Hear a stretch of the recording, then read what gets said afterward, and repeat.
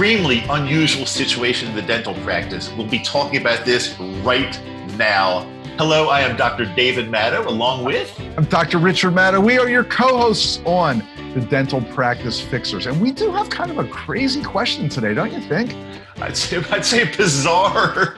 The things that dentists get themselves into. I couldn't have said that any better. We really do. We allow this stuff. But let's start with the question. I don't want to tease anything more. Yep, I agree. No teasing. But hey, before we do that, speaking of the things dentists get themselves into, some dentists are in a practice situation where maybe they're not happy. They feel they're not earning enough money. Just things aren't going exactly the way they felt. They're having trouble reaching their goals or struggling in some way or another. And that tends to be a lot of us. And if you're in that category, Dave and I just want to let you know we have a solution for you. And we're going to be talking about it at our upcoming masterclass. It is October 26th, 2019. It's a Saturday. For many of you watching, it's next week. But hey, we still have a few openings left. It's a small, intimate group of dentists. And we just talk about so much great stuff, give you some incredible ways that you can overcome these things, grow your practice, learn, and work with us to just make your practice better and your life better. So it's October 26th. You can get your butt moving and get to Baltimore, and it will be worth it. There's no question about it. Many dentists that come say it was the best day they've ever spent in dentistry because it really allows them to kind of reflect and take their practices to the next level. So it's at the Madow Center for Dental Practice Success, as Rich said, in Baltimore. By the way, easily accessible from almost anywhere in the U.S. because Baltimore happens to be a major hub for Southwest. So if you're in a city or near a fairly major airport, it's simple and fairly inexpensive to get to Baltimore. Come to Baltimore, as they say, come to Baltimore for the masterclass. Just go to masterclass.madow.com. You'll get all the information you need. If you happen to be listening to this or watching this after October 26th, still go to masterclass.madow.com because you can see some other dates that we have on our calendar, and we would love to meet you. We'll be there personally, some members of our coaching team, Team Madow. It's an incredible day. So also, it's free, F-R-E-E. It's free, and we even feed you. So check it out. Doctors only. Okay, here's our question for today. It says, hey guys, I always talk about how people address us. You do, you really do. Fixers, hey guys, I like that. They're a couple of guys. Hey guys, I have an unusual situation that you might be able to help me with. I have a patient who has been coming to me for many years. He's a good guy, gets his recommended treatment completed, etc. Here's the problem.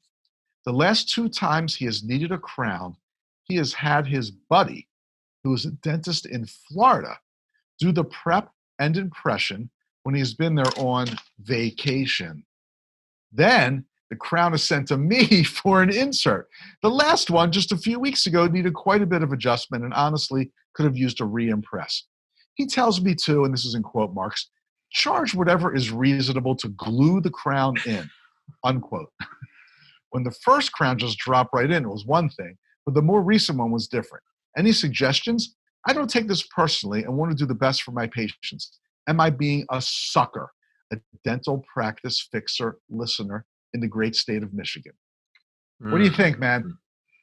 Well, I like when he said that one of the last things he said, any suggestions? Yeah, I've got a suggestion. I've got a great suggestion for you. And that is? Don't flip and do that. It's the most ridiculous thing I've ever heard in my life. It's stupid. I mean, to let some dentist down in Florida prep and impress for a crown, and then the lab just sends it to Michigan for the friend to insert for the other dentist to insert. That is just no. You can't. There's so many issues here. I'm guessing the friend is not charging him for the prep, temp, and impression. I mean, that could be wrong, but let's just say that. And then he comes up to Michigan and maybe figures, well, this guy can just pop it in, charge me any fee once. It'll still be cheaper than if I had to pay the full fee for a crown. But then so many issues come up besides the cost. I mean, who's responsible for this crown? What if the crown fails? The porcelain cracks? What if it does need a re-impression? All these things, I agree. I say, put your foot down and say, I'm so sorry, I won't be able to do this. But I think one of the first things he said is the key here. I have a patient who's been coming to me for many years. He's a good guy, gets his recommended treatment completed, etc. And I think for many dentists, it's just hard to say no to a good patient. Well, it's funny that he's a good guy. He gets his recommended treatment completed. Okay, so that's a great opportunity. If this guy is, see, it's one thing if the guy was like totally non-compliant and never did anything, but he says, oh, he's a good guy. He gets everything done pretty much. So I would just have a face-to-face with this guy and say, look, and explain to him why it's really not just a simple matter of gluing a crown in for a couple seconds. It's much more involved than that. And I think if the patient understands that, he might say, well, okay, yeah, I do get it. So you got to either go to one dentist or the other. You can't like split it up between half and half. Now, it would also be a little weird if he's got his dentist, you said it was in Michigan, right? Yes. He's got his dentist in Michigan, but then every time he needs a crown, he jumps on a plane and goes down to Florida and has the dentist do the whole thing. That would be weird too. You pretty much have to pick your dentist, and that person is going to be responsible for your dental care. And you can't just be jumping all over the country and getting stuff done.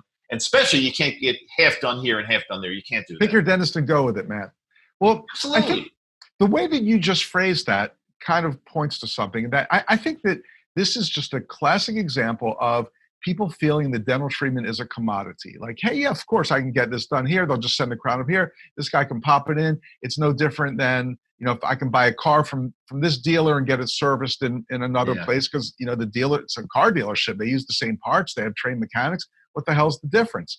And again, I think it's really our responsibility to let our patients know that dentistry is not a commodity. A crown's not a crown. It's not a crown. It's not a crown. Every dentist has their own way of doing things. Mm-hmm. And that as a dentist, I feel like I really need to stand behind my treatment, that I know this, what if the dentist in Florida doesn't think this tooth needs a crown? There's so many what ifs here that basically pick your dentist and go with it. I like that. Yeah. So what you just said really summarizes it very well. I think the dentist in Michigan needs to just sit down, have face-to-face time with the patient, explain it exactly the way you just did. It's not a commodity. Every dentist does things a little bit differently. The way your dentist in Florida is preparing this tooth for a crown, if he even thinks it needs it, is going to be most likely different than the way I would do it. Neither is right, neither is wrong, but we all have our style. And I don't feel comfortable putting a crown in that somebody else prepared and some lab just sends it to me. No, that's not really what dentistry is. So yeah. Why don't you just stay in Florida an extra week and have your friend insert the crown? Well, probably because this guy's too cheap. It's going to cost a few extra bucks. And if he did that, he could just have the guy in Michigan do the whole thing. So I don't know. Right. It's kind of like a different version of dental tourism. Like, this guy's not going to Mexico to get 6 implants and abutments and crowns done. He's just going inside the U.S. to get the first step of a procedure done, and then the dentist in Michigan is stuck with everything else. Not cool. And like we said a little while ago, it opens up like all these like legal questions and possibilities, like who's responsible, what happens if something breaks. Like I said, I think my first comment was absolutely not. There's no way if I were the dentist in Michigan, I would not allow this to happen. I would put my foot down right away, nip it in the butt, as some people say. Nip it right in the butt. Not in the butt? Not in the bud, but in the butt. Not the butt anymore? We're going to take it a step. Change that? No, we're going to take it a step further. We're not going to nip it in the butt. It's going to be totally in the butt.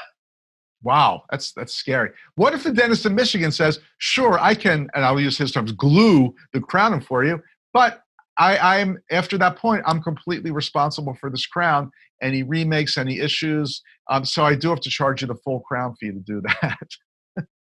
Well, it's funny. I was thinking the exact same thing. Like, I think, all kidding aside, I think it would be worth every bit of the entire crown fee for the guy in Michigan to charge, because and the guy certainly wouldn't be going to see his buddy in Florida anymore. Right. So that could nip it in the butt right there.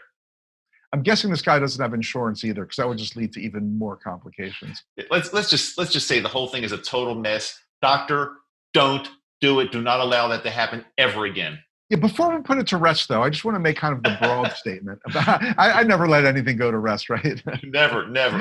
I've got so many dead horses I'm kicking, or whatever they say. Beating. Oh, that's a horrible phrase. I would never beat a dead horse. By the way, I if would you're even not, beat a we're live not, horse. if we're going to talk about never allowing things to rest, I mean, I'm talking about that time back when we were both in junior high, and mom served you for, and I don't know, I was just really, I'm still pissed at you about that. I think she served, I don't even know what it was. It was Oh, not another ridiculous. therapy session. Yeah. Now I forgot what I was going to say. I know what I'm going to say. Good. I think another really broad contextual point from this is that, yes, we try to really be accommodating to our patients. Yes, we really try to love our patients and do the best we can for them. But it's our show. We cannot let them run the show. We cannot let a patient say, oh, why don't you just glue this crown? We cannot let a patient say, I don't want x-rays. We can't let a patient say, can't you just give me a regular cleaning? I don't want that fancy schmancy scaling and root planing shit. And every time we do that, we get in trouble. So we always want to be kind. We always want to hear and understand the patient's point of view and do the best that we can. But when it comes to treatment, we run the show, and we can't forget that. Let me tell you, man, I could not have said that any better. So I think that's a good point. I mean, it's a good point to stop this. I couldn't agree more. Welcome, welcome, welcome. Speaking, I called the Lefts It show last night. I was on again. No way. You're like a regular there now. I know. I think so. Wow. That is fantastic. All right. Hey, we've got a really interesting call of the week for you. But before we do, I just want to remind you again, because somebody put up a great question in the Dental Place, our Facebook forum, which you can join if you just go on Facebook and search for the Dental Place. But they were asking about recommendations for a credit card processor. I'm thinking, like, don't you listen to the Dental Practice Fixers? Don't you read our posts all the time? You don't even have to ask. It's a no-brainer. It's the no-brainer's no-brainer. Fat Merchant is the absolute best credit card processing company for so many reasons. One, they're super high tech. It's completely seamless to change to them. They give you a free terminal, but mostly they don't charge a percentage for every charge. They don't charge the overage percentage, just a low monthly fee. So they're the best to use, and you will save money. Like, what? I cannot believe you posted this question in the Dental Place. Just use Fat Merchant. We use it at the Madow Center. They are amazing. You'll save money every single month. Just go to bit.ly/fatmad. That's with 2 T's. FATTMAD. If you're watching the video of the podcast, it's right below. But if you're not, if you're listening to audio, that's great. Just take a second and write this down. bit.ly/FATTMAD.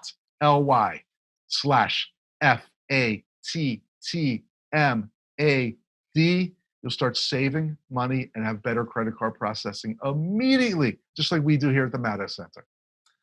I think this is one of the most no-brainers, because it's a no-brainer. What? Well, because it's 100% certain that if you go with Fat Merchant, you're going to save money. It's like, okay, so a lot of times we talk about the dental lab, Maverick Lab, that we recommend highly, and we offer 3 free crowns. I mean, and who wouldn't do that? But but still, there's a step. You got to start working with another lab. Which, by the way, 99% of the time, people use Maverick and they get the free crowns and love it and continue working with Maverick. But still, it's something that they need to change. But with Fat Merchant, it's like you pretty much contact them. They do everything for you, and right away you start saving money every single month. Like I said, it's the no-brainer's no-brainer. It's just, there's no reason not to do it at all. Zero reason. Just laziness, I guess, right? Well, I've been getting ripped off by this bank for 10 Right, years, exactly. and I'm happy and comfortable getting ripped off by this bank, and I just want to keep doing it that way. I don't get it. I don't know. That's exactly right. I'm going to keep. It's just it ain't broken. I'm not going to fix it. That doesn't mean there's not something better. Rich, one of the most common questions we get from a lot of our podcast listeners, the Dental Practice Fixers listeners and viewers, is, so I'm really loving your show. I'm kind of new to you guys. What else do you guys do? And although we do a lot of different things, it's probably the best thing we can get people started with is our e-newsletter. We several times per week, we come out with a newsletter that is very, very informative, dental practice tips, hacks, tricks, things like that. Special offers from us, all kinds of great things, and it's totally free. We never share your name. We never sell your name. We never spam you or anything like that. And it's simple to get on our list so you can get the Madow Brothers, the Madow Center e-newsletter. Simply go to Madow.com. It's Madow.com. Scroll down to the bottom of the page. It'll say something like sign up for our free e-newsletter. And right there, it just takes like a matter of 5 seconds. You're on our list. If for some reason you don't love it, it's simple. You just unsubscribe. But again, no one's ever done that. Most people stick with it for a long time because it's free, and dentists love free. You know, Rich, I heard the statistic a while ago. I'm going to bring this back and tell me if you can confirm this. But dentists love free things, and it's been told that when they go to a dental conference or something like that, they will actually stand in a line for 30 to 40 minutes for a free half bagel. Wow, that's actually a piece of data. It's like a statistic. It's a statistic. It's been looked at in many different. A free half bagel. Just a half bagel. 30 to 40 minutes for a free half bagel. Lox involved? Any lox or cream cheese or capers involved? That would probably be a slightly longer line, but for just a free plain half bagel, 30 to 40 minutes. Wow, very interesting statistic. I just want to get back to the e-newsletter for a second because today a great one went out. It was 10 ways to get more patients to get whitening in your practice. We all know what happens when a patient gets their teeth whitened. They become a great referral source. They're prone to more cosmetic treatment. So that was a really good one today. It was written by one of our coaches, Coach Betty Hayden, shared some of her great knowledge. So that's the kind of stuff that we send out several times a week. Really good practice building tips. Yeah, get on the list. Just go to Madow.com, scroll all the way down. And remember, Madow is 1D. It's 1D, Madow. Scroll all the way down and it'll be very clear. Sign up for our free newsletter. Super cool. Let's get to our call of the week. Thank you for choosing. This is Marley. How can I help you? Hi, I was looking on your website. I saw the special price. It was $59 for cleaning, exam, and digital x-rays. So, yes, sir. What does that mean, digital x-rays? What does digital x-rays mean? Digital x-rays are just like, a basic digital camera. So it's just kind of like holding your cell phone. We don't have to, make the sorry, I just forgot the word. Just came out of my head right now. The old school x-rays where they used to have to drop them in the developer and things like that. We don't do that anymore. So now it's just as easy as your camera, taking pictures with digital. So they're exactly that. They're digital x-rays that we just use the sensor and then it just digitalizes it into the system for us. Wow. Sounds fancy. So it's just as safe as a 15-minute airplane ride. Oh, where could you get in 15 minutes on an airplane? No, I know. I know. But it's just like that, though. It's just, it's as safe as getting into an airplane. Okay, good. And also cleaning exam. What does that mean exactly? What do you get at that appointment? So doctor will do the initial exam for you. That's included in the $59. And then a preventative cleaning. So preventative cleaning is anything healthy gums. So you have to be a candidate for it. So after the x-rays, if there's no bacteria beneath the gum line, then you would be a candidate for a preventative cleaning. But if it's anything where there's bacteria beneath the gum line or any type of heavy buildup, you would not be a candidate for a preventative cleaning. So we would go over what type of candidate you would be a cleaning for, and then we can go ahead and apply the $59 towards that, but it wouldn't take care of the entire cleaning. I see. Okay, good. How do you determine if there's bacteria under the gum line? X-rays. X-rays tell it. Okay, the digital x-rays. It's all coming back. Great. Well, thank you so much for that information. I really appreciate it. You're welcome. You have a great day. You too. Bye. Oh, that was a good one. That was a great call. There was so much information to glean from that call. So many things. First of all, I want to know if there's anybody that has no bacteria under their gum line that's actually alive. I love the way. Well, starting kind of at the end, I love the way the thing did a whole 360, and she could have said her final line could have said, digital X-rays, and that would have been just great. Wah, wah, wah, wah, wah, wah, wah, wah, right? Yeah, she didn't even realize she did that, but it was pretty Right. crafty, actually.